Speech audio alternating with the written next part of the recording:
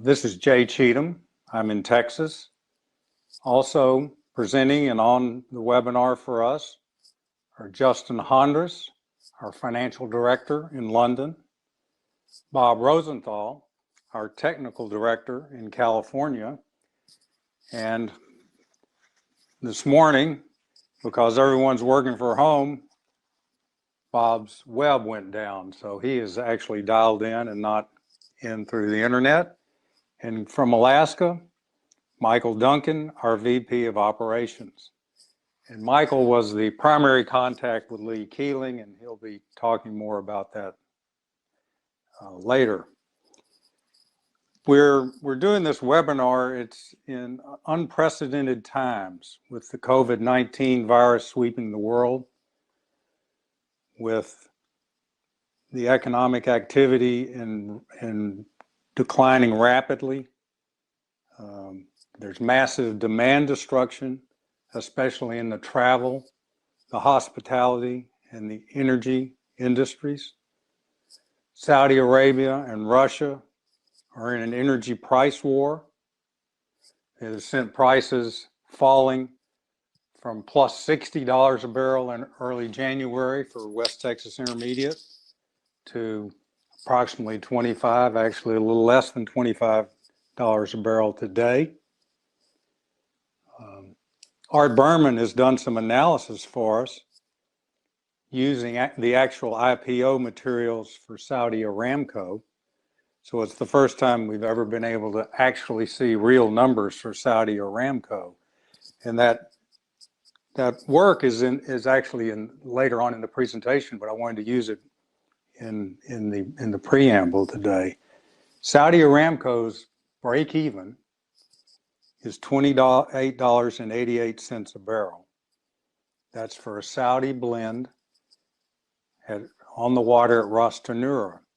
If you add transportation and a quality differential, that equates to a plus $30 WTI just for Saudi Aramco to break even and not give any money back to the kingdom. So we know these oil prices cannot last forever.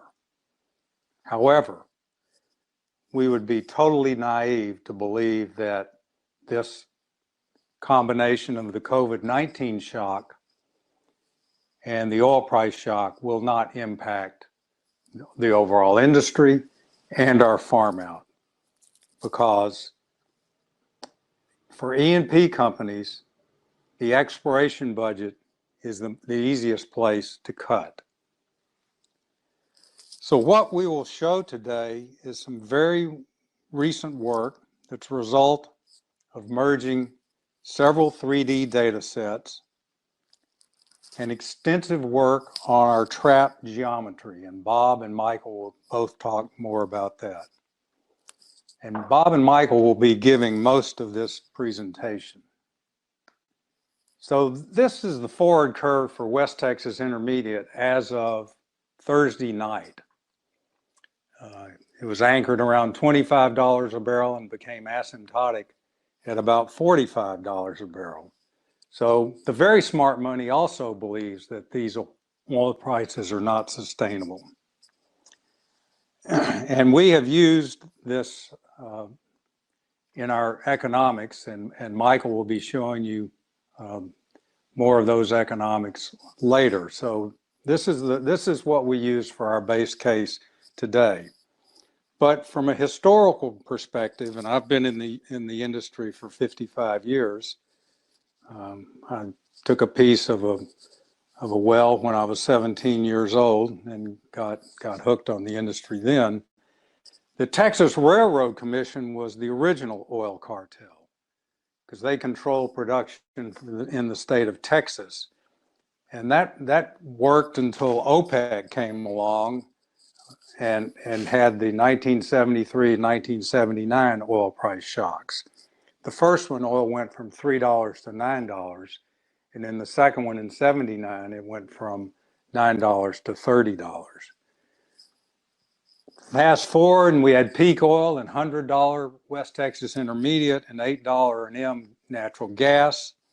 We had the shale oil boom, and now we have an oil price war. But it won't last, and we know it won't last, and major oil companies understand that it won't last. And just recently, in fact, in the last week, we had one national oil company sign a confidentiality agreement and is pressing us to get into the data room. Obviously, things are going to be a little bit different with travel restrictions in terms of how we get people into the data room, but fortunately, we've set up a virtual data room for a portion of our data. Now I've got we call it the resource pyramid, and I'm going to turn it over to Bob because he is much better than I am at explaining this. So Bob, will you take over, please? Hello. Hello, everyone. I'm not used to, being in front of a group and not being able to wave my arms around, so I'm constrained. But anyways, this is the, what we call a resource pyramid. Some of you have seen this before, but today we're going to be talking about different things: reserves, contingent resource, prospective resource, technically recoverable resource. And you see these terms in the industry, and they're used by various groups. At the top of the pyramid, what everybody's trying to get are reserves. That's what people commonly call P1s and P2s, because this is where you can go to the bank and borrow money. It's the transformative moment for oil companies to move and have reserves that are actually as being able to take those information and get debt from it. What we have as of early this year was a contingent resource given to us on the Alkaid Theta. That is a big step from moving from technically recoverable resource to a contingent resource. Each one of these statements, reserves, contingent resource, and prospective resource, those statements or those numbers come usually from independent experts, and they're well defined. They are defined by the Society of Petroleum Engineers. So each one of these moves up the pyramid is defined by certain criteria. For us at Alkaid, last year we tested the well. We got a flow rate of 100 barrels a day. We have the 3D seismic, and we were able to get a contingent resource from Lee Keeling and Associate. Now remember, contingent resource is going to be a subset of your technically recoverable resource, because it's always a number that is confined by the data that you've actually captured at any period of time. As when we move from contingent to reserve, that number will be, smaller at first stage, will be smaller than the contingent resource, because again, it's a limited amount of information, and you progressively move to bigger numbers. Now, that doesn't mean that you'll never get to, your full technically recoverable resource to all to reserves. And as Jay and I, who've been in the business for a long time, we have seen really good fields move from, sort of X, technically recoverable resource to 2X reserves. So, but at this stage where we're at, we are moving from, technically recoverable to prospective to contingent, then to reserves. And I think what you need to keep in mind for everybody that's new to this presentation, for us having this, 70 million barrel plus contingent resource at Alkaid is a huge, huge win. If Jay will talk about it later, you must remember that back in January of last year, we were talking at a P50 technically recoverable for Alkaid and Theta of about 60 million. We now have a contingent resource that combines those two features as as one and have a contingent of 76.5 million. So that is one of the big messages that everybody should keep in mind. And with that, I think I'll turn that back over to Jay. Okay, so many of you have seen this before as well. Bob talked about Alkaid. Michael will talk more about it. I'm gonna focus a little bit on the Talitha project right in the middle of that. So Talitha contains 3 zones of interest. Now we're going to confuse you terribly today because we have changed our nomenclature, and we had to change our nomenclature because we found the trap geometry was different than we had imagined going into it.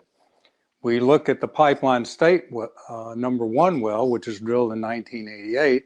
It has a 2,200-foot oil column. At the top, it has the shelf margin deltaic, and it has the slope system, the floor fan system, and the Koparic under it. All of those have different trap geometries. So we have had to split those out as we work through them. We are only going to talk in detail about the shelf margin deltaic today, and that is the uppermost portion of you will later see the log of the Pipeline State number 1 well, the upper 20% of that 2,200-foot oil column. And out of that 20%, we have determined that there's 1.8 billion barrels of oil in place in the shelf margin deltaic feature, with a P50 technical recoverable resource of 483 million barrels. Previously, for the entire Talitha project, we had about 2.6 billion barrels of oil in place and about 500 million recoverable. So just think about that. If I came to you and said, we've just completed a well, we've only evaluated the top 20% of a 200-foot column. It's got 1.8 billion barrels in place. We think we can recover 500 million of it, and it's in a down dip position. We'd all be turning cartwheels if I could, but that's what we're going to be talking about today. We also have our new projects at Theta West and Leonis, where we were the successful bidder and got about 28,000 new acres, and we're really excited about both of those projects as well. Those are also keyed off of key wells that have hydrocarbon shows and strong electric log indicators. Recent history, I'm gonna go ahead, Bob. Interrupt for a second. Absolutely. So I think, just looking at this slide, I think Jay's right. We're trying to introduce to our shareholder base our new perception of what we have now. And the important thing is, and this is going to be a reoccurring theme throughout this discussion, is we have the Greater Alkaid project, but what we used to call Talitha and Theta West, we are now telling you we have 3 very large separate trap and reservoir accumulations. And in there, and this again, in Talitha, what we're going to be discussing is the Talitha Brookian section, which we break out into 2 parts, and that has a separate super trap. We have the Talitha Koparic, which is again a completely separate reservoir from the Brookian section. That has a huge trap and reservoir, a completely different reservoir configuration from the Brookian above it. And then what was called the basin floor fan in Talitha, we now know that that is part of the Theta and Theta West complex. And those 3 projects, each are extremely large accumulations. And what you're going to be seeing today with Michael, what you're going to be seeing today of Michael is just one segment. He's going to go through the shelf margin deltaic system in the Talitha Brookian trap. So just keep that in mind. We are trying to get that information all out to the shareholders. Very good, Bob. I'll turn that back over to you, Jay. So this is just a recent history. We did the merger. We got the independent report from Lee Keeling. We confirmed the discovery at Alkaid and now Greater Alkaid. We're going to talk more about the upper zone at Talitha. We did the strategic collaboration / partnership with eSeis. We've commenced and we're continuing to work the farm out. Don't want anyone to, we are continuing to work all of this data. We are upgrading it and we're continuing to work the farm out. And we greatly enhanced our acreage position with the 28,000 acres that we acquired at the December lease sale. Now, this is a North Alaska. You can see Prudhoe Bay, and just to the west of Prudhoe Bay, Kuparuk. Prudhoe Bay has 32 billion barrels of oil in place. West of that, of Kuparuk, we've got the Horseshoe Pika discoveries by Oil Search, Repsol, and Armstrong. And just west of that, which is very critical for us, is the Alpine field. The Alpine field, the original G&G work at Alpine was done by the founders of eSeis when they were at Union Texas Petroleum. So they worked up this play at the time.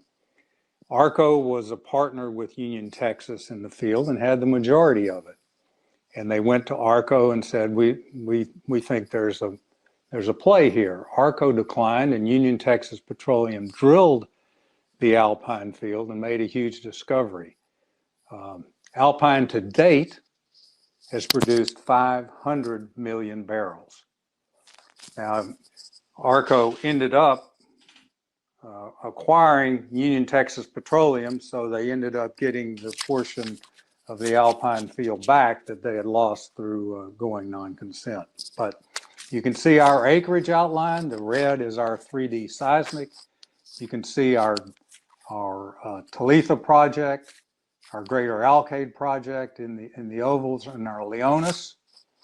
And back to Prudhoe Bay. Prudhoe Bay was discovered in 1968. It is the factor of why I went to work for Atlantic Richfield. When Prudhoe Bay was originally discovered, the original numbers on Prudhoe Bay were 10 billion barrels of oil in place and 3 billion barrels recoverable. We now have 32 billion in place and recoveries are at 14 billion barrels.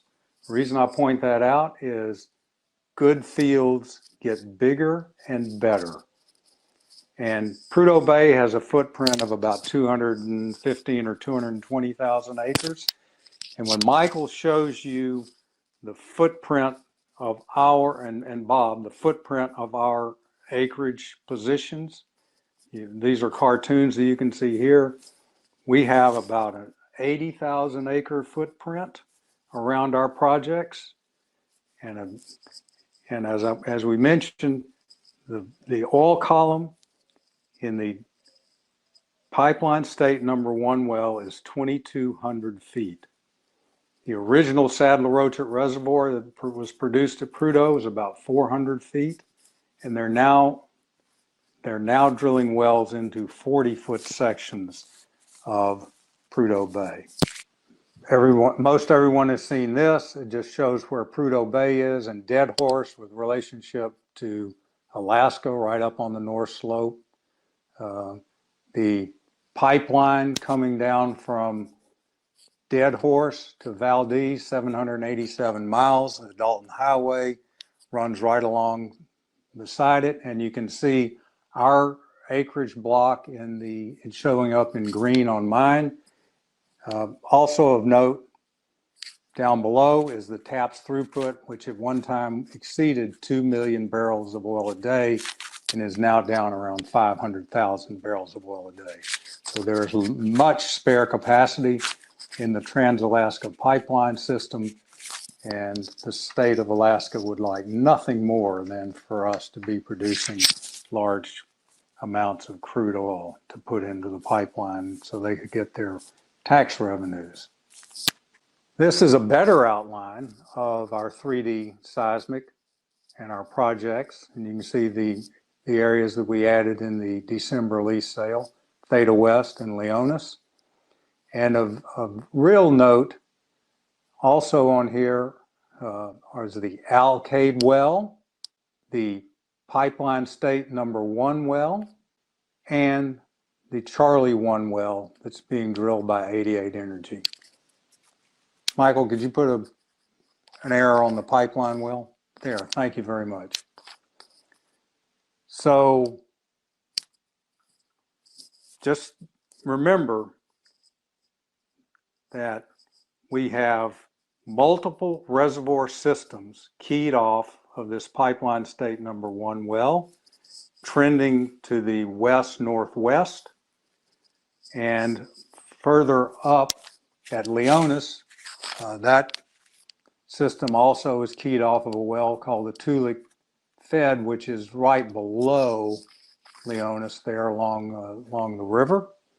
And I'm going to turn it over to both Bob and Michael. First to Bob, and oh wait, let me go through this real quick.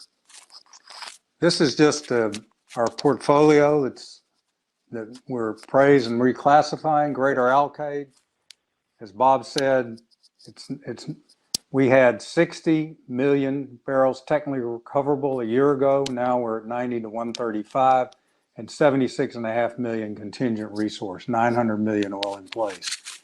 The shelf margin deltaic at Talitha, 1.8 billion in place, 483 technically recoverable. The slope fan system, which is right underneath that, is under review. The Kaparic, which is the deepest formation in our Talitha and is the deepest penetration of the Pipeline State #1 well, also under review. Theta West, where we believe there's greater than 3 billion barrels of oil in place. It's the Brookian Basin floor fan. We have an upgrade that's anticipated there and an upgrade anticipated at the Kaparic, also under review.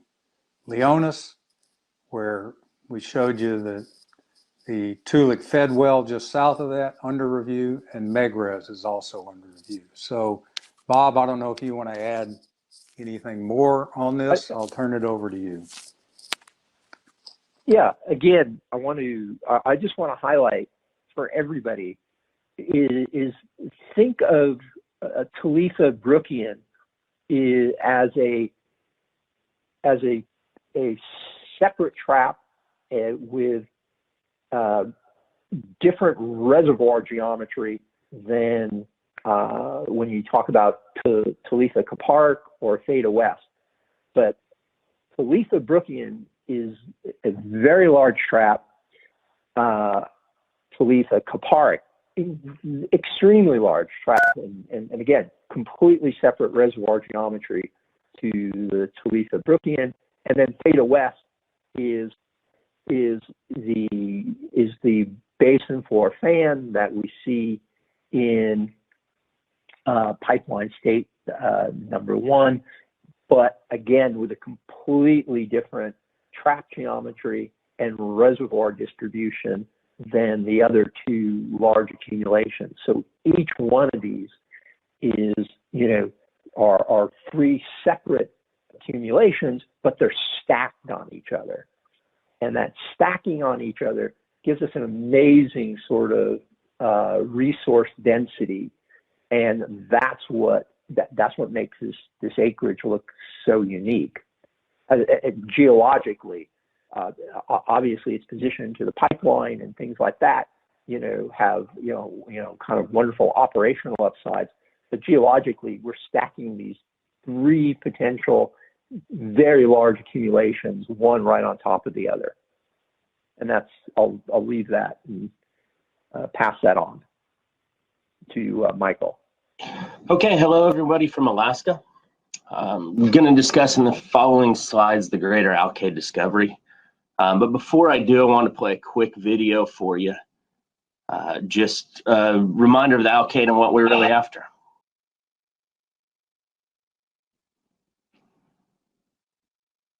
This is an oil sample taken from the Alkaid well from the test separator on location in March of 2019.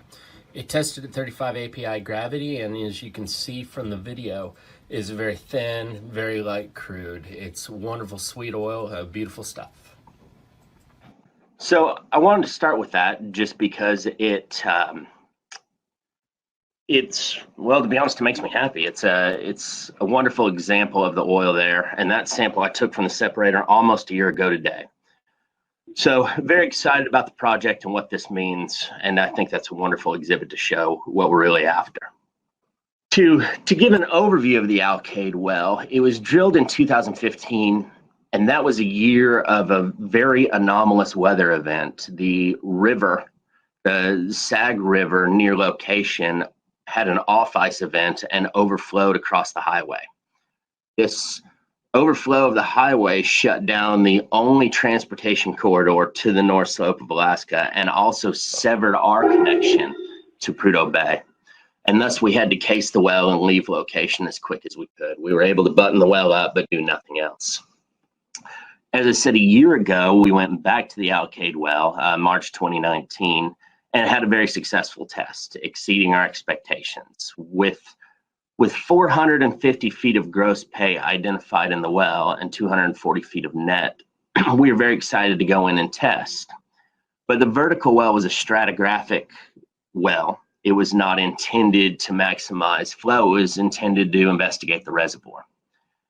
And that put us in a constraint where we had to focus the completion in the vertical to a 6-foot interval to ensure we made proper contact with the reservoir. And of that 6-foot interval, out of the 240 feet of pay, through that 6-foot interval we flowed 100 barrels of oil a day. And as discussed earlier, that exceeded our expectations quite significantly. Since that test a year ago, we've had some great progress on understanding the reservoir because of the results. And most of all, the big result is that we've got a contingent resource report from an independent expert firm of 76.5 million barrels of oil in place.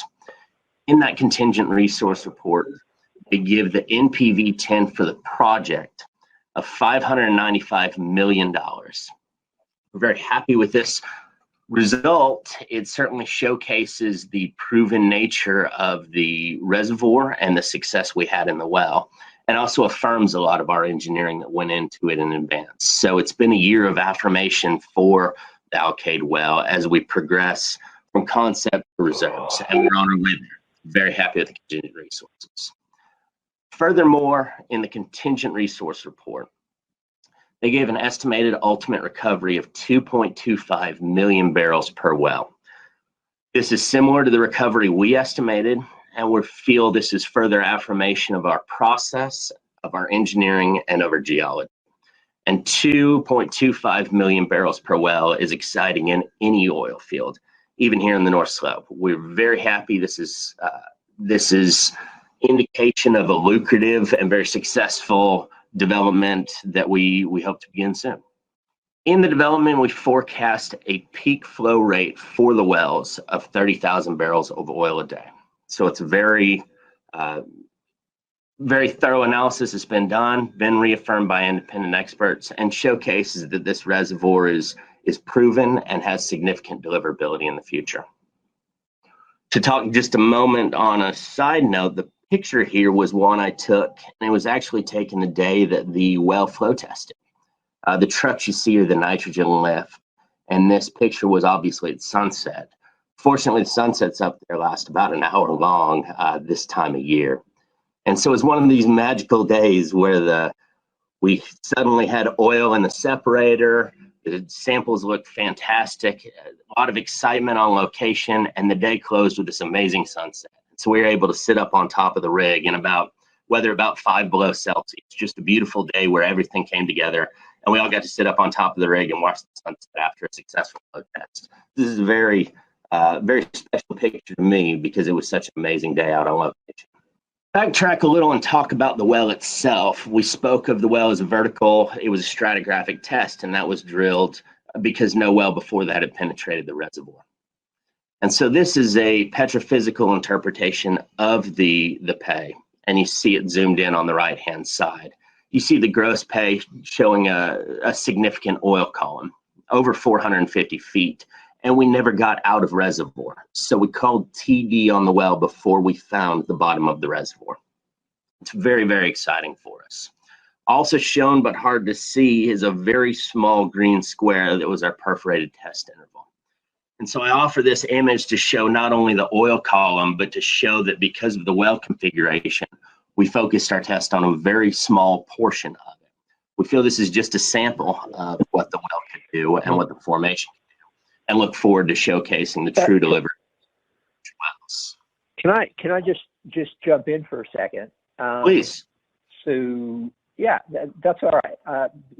Again, we penetrated about 450 feet of gross pay, but we know we have an isopack here, or a thickness section that we were going to test of about another 450 feet. So this is a perfect place to think about what Lee Keeling had to do. So we had what was called an oil down to. So at the very base here, we had sand with hydrocarbons in it. And that was their constraint in terms of how much pay or gross column they could give us. But in terms of the upside, and what we see another 400 or 500 feet below this that could have potential pay in it. This oil down to is what also gave us the opportunity to recognize that Alkaid and what we called Theta, which we thought was a separate trap, were actually one and the same trap. So this information, plus our 3D seismic, some of which we only got in the middle of last year, we were able to remap the structure with the oil down to, and we believe that it was one accumulation. And again, the Lee Keeling group agreed with that. So, but when we are appraising, when we're going out and when we're going to appraise this project, we will be testing the deeper interval as well. Sorry, Michael, I'll let you go. Thank you, Bob. To dive in a little more about what Bob indicated and also what the Lee Keeling report, our independent expert report, affirmed, is a development plan for the reservoir. And what you see here is the map of the amplitude response overlaid with a development plan of the wells. In the darker green are areas where the amplitude map mimics that was cut by the Alkaid reservoir. And as such, these wells were forecasted to produce 2.25 million barrels of oil apiece. The additional development plan wells shown in the lighter green, both in between those two sections and to the south of those two sections, are areas where the amplitude response was different than that of the Alkaid well. Our geology and geophysics indicates that that's all still reservoir, but in order to capture the fact that the response was slightly different on the geophysics, Lee Keeling and Associates discounted the well production in those intervals by 50%. And so those wells were forecast to produce 1.125 million barrels apiece. We don't necessarily share the belief in that discount, as we have 450 feet of reservoir and we're forecasting only developing about 225 feet of reservoir at a time. And so we believe there's significant upside over what was included as contingent resource, but we understand that this is the next step moving from prospective to contingent resource. And we're very happy that we've upgraded 76.5 million barrels. We believe ultimately the reservoir has much more deliverability, and that by extrapolating the 2.25 million barrel wells on, we get to almost 100 million barrels. That'd be 99 million barrels by these wells in this development plan. But we also believe there's opportunity for additional wells, and we'll learn more about that as we move into this development plan and as we begin to further appraise the reservoir. And I just want to state we perceive this as a 100 million barrel discovery. We've got a contingent resource of 76.5 million. This is a giant oil field sitting next to one of the most underutilized, infrastructures in the world, the taps. That pipeline in there is got a spare capacity of over 1 million barrels a day. We are the only company that are at this point in time. We're the only company at this point in time that has a new discovery right next to this infrastructure. And as Michael will, tell you in the next several slides, we can develop this and be on production and have year-round sort of drilling because of the location of this discovery. Thank you. As Bob mentioned, and that's an excellent time to highlight that point. The stars seen in this slide are development locations, and as you can see, they sit adjacent to the Dalton Highway. Conventional methods in Alaska are to first install ice roads for testing so as not to damage the tundra. And then after a year or two of appraisal and a year or two or maybe 3 years of environmental impact studies, then gravel roads are put in place and development on reservoirs begins. We're in an extremely fortuitous situation where we currently have a highway going directly over these locations. And so we don't have to do the appraisal program on ice, nor do we have to do the environmental impact study because the road already exists. We're very fortunate. We can put a pad on the Dalton Highway, drill, operate year-round, and move to sales through trucking immediately, bypassing what is conventionally about a 5-year program here in Alaska. We can move into sales immediately.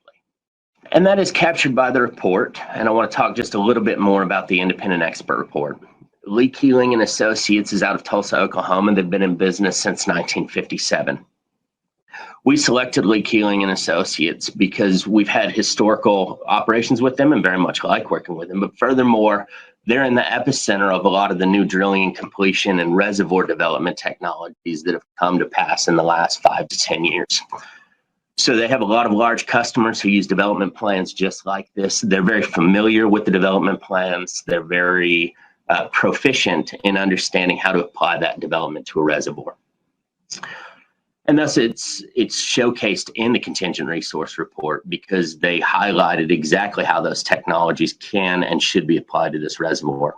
And the results, as we spoke of, are very encouraging. 76 million contingent resource with 600 million NPV10 in their report. This technique. Go ahead, Bob. Michael, I'm sorry to jump in there. I just want to say something about Lee Keeling, which I've mentioned in the past. Lee Keeling was introduced to when I say us, this is a while ago. Lee Keeling was introduced to the predecessor of Pantheon, which was Great Bear, was introduced to us by one of the heads of engineering at Halliburton. They actually recommended that them as being appropriate for looking at a similar project to this, where horizontal drilling and frac technology were going to be used, and they were recommended to us by Halliburton. And the guy who was running Great Bear at the time was the ex-head of engineering for BP. And he took their recommendation, and again, they all thought they had done a good job. So again, don't look at size, in terms of determining, who's good and who's not good. These guys were highly, highly recommended to us from Halliburton. Thank you, Bob. The last thing I want to highlight in this presentation on the Alkaid Contingent Resource Report is that we modeled about a 10% recovery factor. I want to highlight that because that is not a aggressive recovery.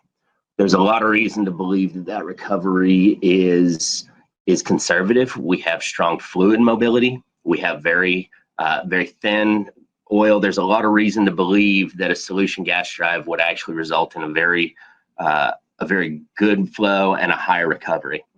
But as we progress from prospective resources to reserves, this 10% recovery factor is a very achievable factor. And so there's a lot of reason there to believe that there's upside on top of the recoveries forecasted in this report. We're very, very happy working with Lee Keeling and Associates, very happy that our concept of reservoir and our development plans and our fluid mobility and producibility has been affirmed. With that, I'll turn it back over to you, Bob.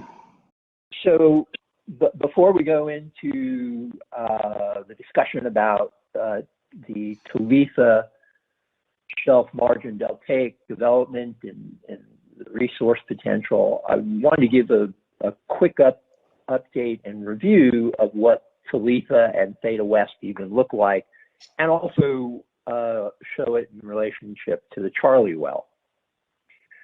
So first, let's go back to the pipeline. If somebody can move the slide, I'm looking at the pipeline state well.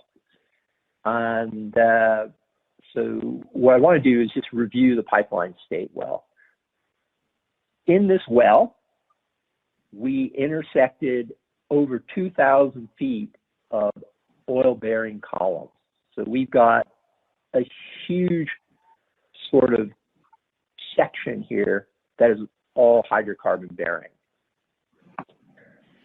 We've broken it out into what we call the shelf margin deltaic and the slope fan. Now, I want to emphasize two things here. One, the shelf margin deltaic is the reservoir that is very much akin or analogous to the discoveries at Horseshoe and Pica. Same set depositional environment, and we'll have the same sort of reservoir geometries that they see at Horseshoe and Pica and part of the Willow discovery. Nothing different. The slope fan, very, very similar to what we've got at Alkaid and Theta. The super trap, the Talitha Brookian super trap, is made up of the shelf margin deltaic and slope fan system. Beneath that, which we were calling the basin floor fan section, we now know we've intersected that in Theta West. So Theta West, that project has actually intersected the pipeline well at the basin floor fan, and that is oil bearing. When I say it's oil bearing, we know that because we have core data through it. We have core data through the slope fan system. We have core data through the shelf margin system. There was literally oil to surface while they were drilling through those sections. But the Theta West is completely, the trap geometry of Theta West is completely independent of the slope fan and shelf margin deltaic system that we have in the Talitha Brookian trap geometry. And below that, we have the Talitha Kaparic, which is a completely separate trap and reservoir geometry. So next slide. So that's a seismic line going from, on the west, the Charlie 1 well, which is either drilling off of what was an old Exxon well, a BP well called Malaguk. And on the east, on the right-hand side of the line, we have pipeline state. In the green circle, we have highlighted the Talitha Brookian sort of super trap, and then Theta West. And theta west, as you see those large amplitude anomalies in there, actually intersects the pipeline state well in that the bottom part of the pipeline state well, and that is the Brookian basin floor fan section. So we have over 400 feet of hydrocarbon bearing zone in the pipeline state well, down dip from this huge AVO amplitude anomaly and trap that we call theta west. It is extremely large aerially. Now, I want to step back and talk a little bit about the work that eSeis has done and highlight again what Jay said. The two guys that found Alpine at back in the early 90s for Union, Texas, have been working on that project. What was critical about Alpine was it was the first time on the North Slope anybody used all this high-tech geophysics, this AVO amplitude geophysical analysis to find hydrocarbons. These are the two guys that did it. Nothing different here in terms of the work they are doing. And at Alkaid, we have proven that it works. This is not too far away from Alkaid. This work has been proven to show that we can identify hydrocarbon-bearing reservoirs in this section. So what we're looking at Talitha and what we're looking at theta west is we are doing all this high-tech geophysics. It helps us with our analysis of the trap geometry, but also reservoir distribution. So what I'll do is I'll go to the next cartoon and just talk a little bit about the relationship between Charlie West and Charlie 1 and theta west and Talitha. So here's kind of a simplified sort of cartoon of what's going on. And highlighted on the right is what we call the kind of the Talitha Brookian super trap, which includes the shelf margin and slope fan reservoirs. And you see there on the cartoon, it's this very large onlap. You see the dashed yellow that we've been able to map out, and that is completely separate from what you see there at theta west, which has a completely different trap geometry.